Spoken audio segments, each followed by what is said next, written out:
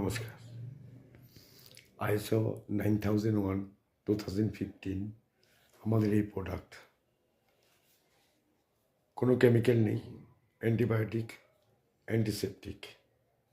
ঠিক আছে? যারা ব্যথায় ভুগছেন শীতকালে তাদের জন্য স্পেশালি আমাদের এই মেঘা এনার্জেটিক অয়েল।